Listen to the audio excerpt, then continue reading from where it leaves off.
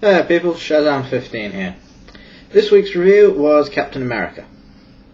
Now, all in all, it was a very entertaining film. I will admit, for the geeky opinion part of things, I don't know enough about the background for Captain America to really give you an honest opinion. However, what I do know, I will point out where things seemed a bit weird to me.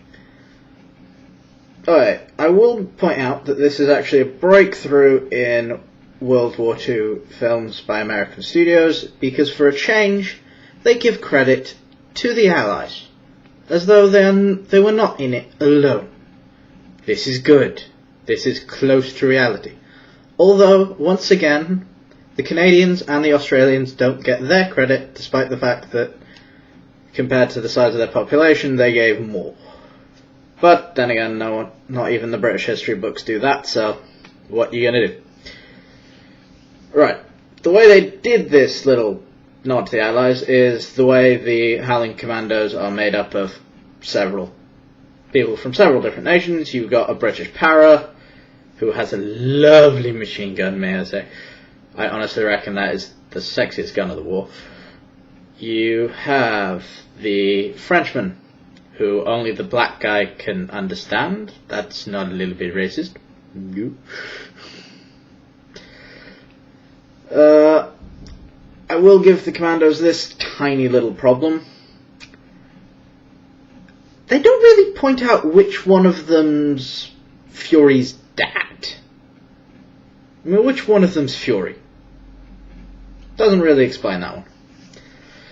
Oh yeah, I also like the way that this film was done with the history of Captain America, but they'd used the storytelling device. I'm not a media studies student, so I can't tell you exactly, and it's been so long since I did drama, I can't remember what it is, but you know how they start off in the present and work their way. They then go straight to the start of the past, tell the story, and then come back again. That's very nice. Right, now, my biggest thing, where I was going, what? Was Barnes. Now, as I recall, Barnes is supposed to be 13, 14. He is not supposed to be a fully grown man, never mind a sergeant. He's supposed to just be a plucky sidekick. Also, he dies. Or at least he appears to. Now, as I recall, the real Bucky becomes the Winter Soldier during the Cold War. This does not seem to be able. But then again, it also doesn't exactly give a hint as to whether or not there was any link between this Captain America and the Invaders, which was his original team. No sign of the Human Torch, the first one, I will point out. There have been two. Storm is the second. The first one helped Captain America and died from cancer due to his own powers. Right. That's the little connecty problems. That's the thing. Overall, I quite liked it. Red Skull was pulled off quite well. The whole Hydra link to the Nazi Party, fine. Teutonics, that's all good, well and good. Now, that's pretty much all the film bits. It's quite good, it's quite entertaining, although I did think with Stark that it's such a shame we won't meet Arno, because quite frankly it's too late now. There's no way you can get a nephew into the Iron Man storyline to have Arno Stark for Iron Man 2020. Oh well, so long to that idea. Right. Now, as everyone knows, at the end of the Marvel things, they now do a little preview of the next film in the sequence. Well, the next film in the sequence that leads up to the Avengers film.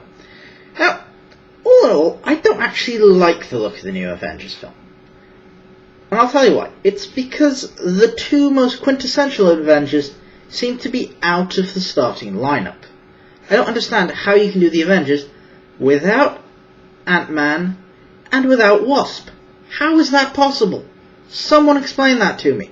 I don't know.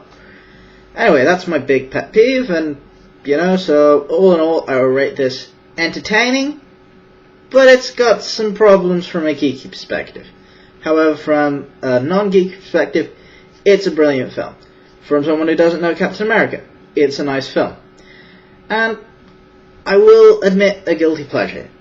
I quite like Captain Britain, so watching Captain America made me think, you know what, Captain Britain film would be excellent.